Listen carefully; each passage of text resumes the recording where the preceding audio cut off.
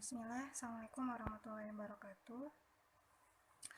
Di video kali ini saya akan coba menjelaskan terkait dengan materi ringkas hidrolisis garam. Ya. Jadi hidrolisis garam, kata hidrolisis ini terbagi menjadi dua, yaitu hidro dan lisis. Hidro artinya air, lisis itu artinya pecah atau pemecahan, bisa juga penguraian. Sehingga hidrolisis garam itu adalah reaksi penguraian yang terjadi antara kation dan anion garam oleh air dalam suatu larutan. Atau bisa disimpulkan bahwa hidrolisis garam ini merupakan pemecahan garam, yang dimana garam ini ada kation sama anionnya oleh air. Kita ambil contoh, yaitu garam NaCl. NaCl ini terurai menjadi Na+ dan Cl-. Jadi kita pecah dulu NaCl-nya, kita uraikan Na+ sama Cl-. Nah, untuk melihat apakah garam NaCl ini terhidrolisis atau tidak, dapat diketahui dapat dilihat dari apakah pembentukan garam tersebut mengandung asam atau basa lemah, ya. Jadi dilihat yang lemah. Jika garam itu terbentuk dari asam basa lemah, maka garam tersebut itu terhidrolisis. Tapi kalau tidak terbentuk dari asam basa lemah, berarti tidak terhidrolisis. Kita ambil contoh yang pertama, NaCl. Awalnya NaCl ini terurai, jadi diuraikan dulu menjadi kation Na+ dan anion Cl-, ya. Jadi ada dikatakan kation dan anion garam.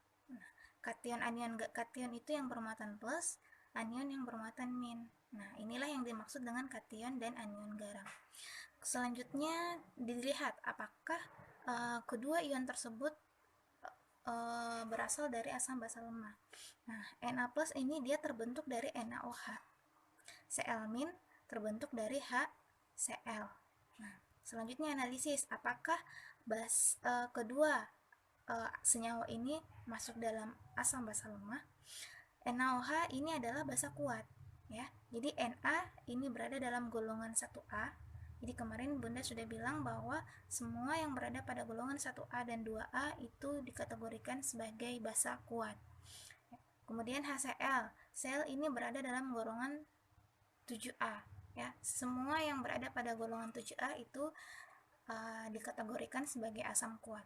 Jadi NaOH ini basa kuat, HCl ini adalah asam kuat. Nah, kedua-duanya kuat. Nah, berarti Na terurai bahwa Na+ ini tidak dapat terhidrolisis, ya. Jadi tidak ada reaksi hidrolisis. Nah, tadi kan dikatakan bahwa hidrolisis itu pemecahan garam oleh air, kan? Ini garam kation dipecah oleh air, ini tidak bisa. Tidak ada reaksi yang terjadi karena garamnya ini merupakan kation dari kation kuat. Nah, begitu juga dengan Cl. Cl- ini dia berasal dari anion kuat, yaitu asam kuat, sehingga tidak dapat terhidrolisis oleh air. Nah, jadi disimpulkan bahwa garam yang terbentuk dari asam kuat dan basa kuat itu tidak terhidrolisis. Selanjutnya, contoh yang berikutnya adalah garam NH4Cl. NH4Cl ini seperti tadi diuraikan dulu menjadi kation NH+ dan anion Cl-.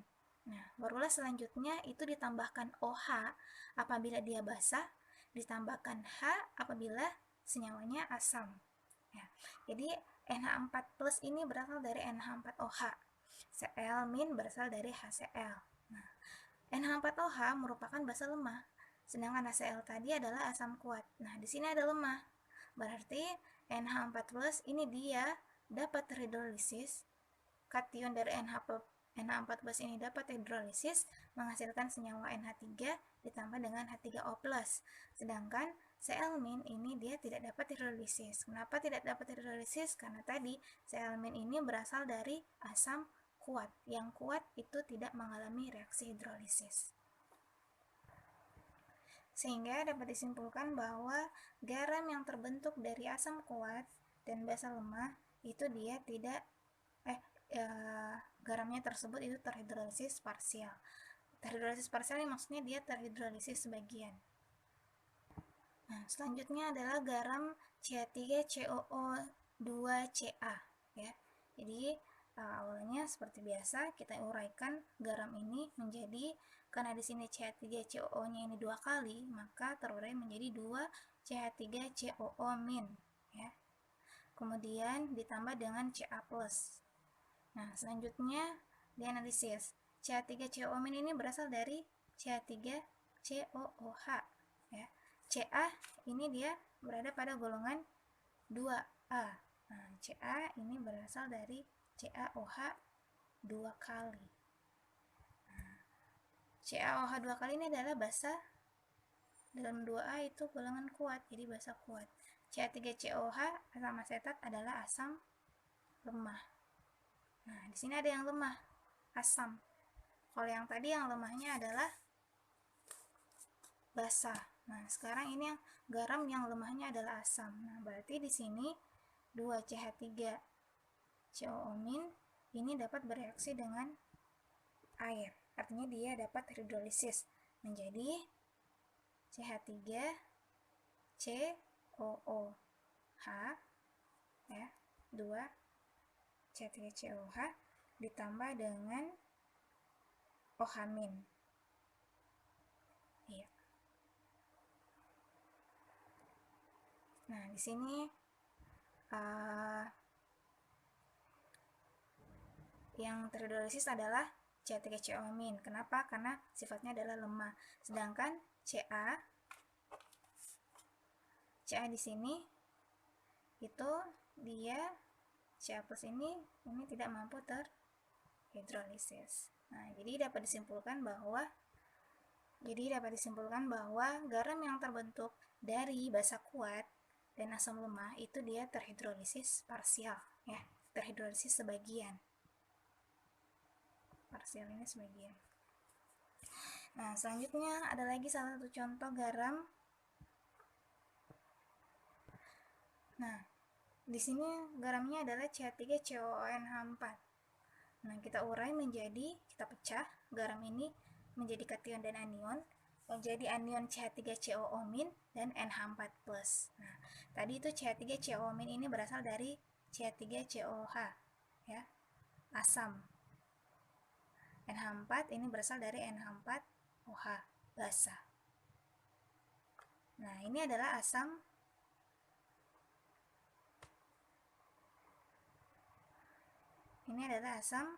lemah ya. CH3COOH ini adalah asam lemah, NH4OH ini juga basa lemah. Nah, di sini dua-duanya lemah. Berarti CH3COO- ini dapat terhidrolisis oleh air menghasilkan CH3COOH ditambah dengan OH-, kemudian NH4+ ini juga dapat terhidrolisis oleh air menghasilkan NH3 ditambah dengan H3O+. Seperti itu. Sehingga dapat disimpulkan bahwa garam yang terbentuk dari asam lemah dan basa lemah itu dia terhidrolisis total. Kenapa total? Karena dua-duanya lemah, berasal dari asam lemah dan basa lemah. Yang tadi itu dikatakan parsial. Kenapa parsial? Karena salah satunya lemah. Ini berasal dari asam lemah. Begitu juga dengan tadi garam yang berasal dari basa lemah dan asam kuat. Nah, jadi cuma salah satu yang lemah, berarti dia terhidrolisis parsial atau sebagian. Nah, kalau misalnya dia kedua-duanya kuat, berarti sama sekali tidak terhidrolisis karena berasal dari basa kuat dan asam kuat. Baik, sekarang di sini kita coba menganalisis bagaimana sifat dan pH dari suatu larutan tersebut. Ya, jadi ada 4 kategori atau 4 kelompok garam, yaitu tadi itu garam yang berasal dari asam kuat dan basa kuat, kemudian garam yang berasal dari asam kuat dan basa lemah, kemudian garam yang berasal dari asam kuat, basa kuat, dan asam lemah, dan asam lemah, dan basa lemah. Nah, jadi ada 4 kelompok atau 4 macam-macam garam. Nah, selanjutnya kita melihat bagaimana sifat dari garam tersebut dan berapa pH dari garam tersebut. Nah, caranya seperti ini. Untuk garam yang berasal dari asam kuat dan basa kuat, ini karena kedua-duanya kuat, otomatis garam tersebut ini bersifat netral, ya, bersifat netral.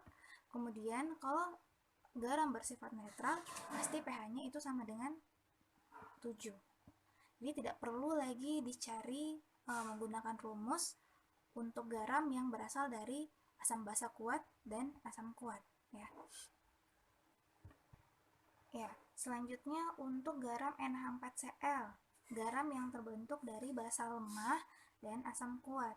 Nah, dilihat tadi bahwa yang terhidrolisis adalah hanya NH4+, dan NH4+ ini menghasilkan H3O+. Nah, jadi di sini ada H3O+. Nah, H3O+ ini sama dengan H+.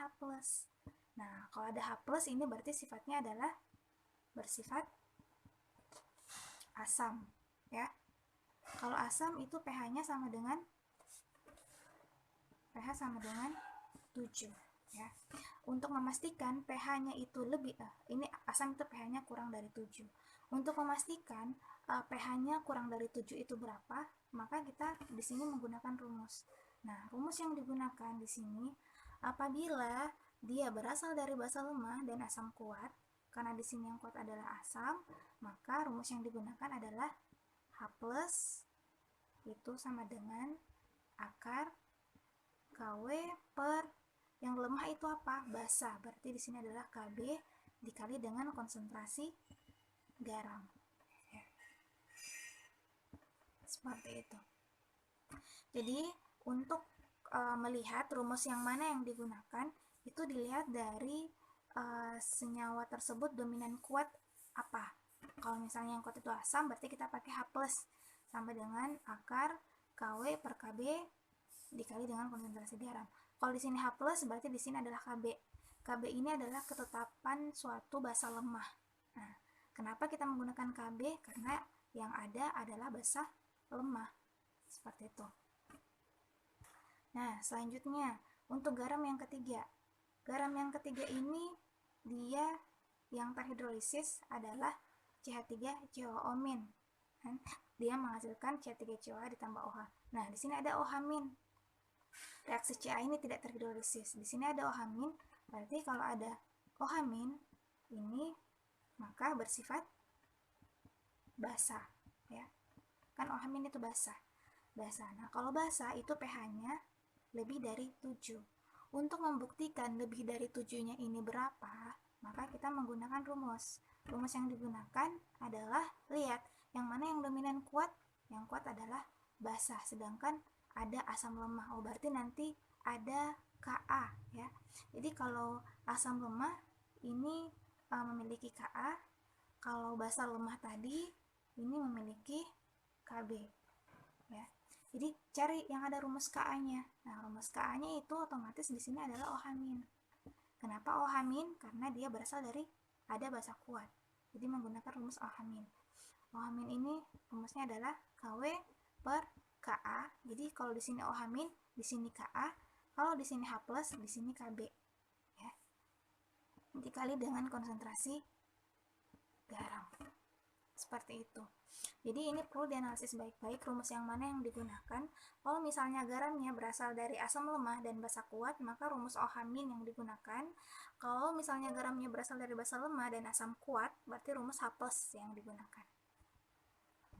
Nah, di sini selanjutnya perlu diperhatikan konsentrasi garam yang dimaksud ini terserah konsentrasi anion atau anion, tetapi garam anion dan anion yang lemah yang dimasukkan, karena yang terhidrolisis adalah yang lemah. Jadi kalau misalnya yang tadi, ini berarti konsentrasi dari NH4+. Sedangkan kalau rumus yang ini, OH- sama dengan akar KW per Ka dari konsentrasi garam.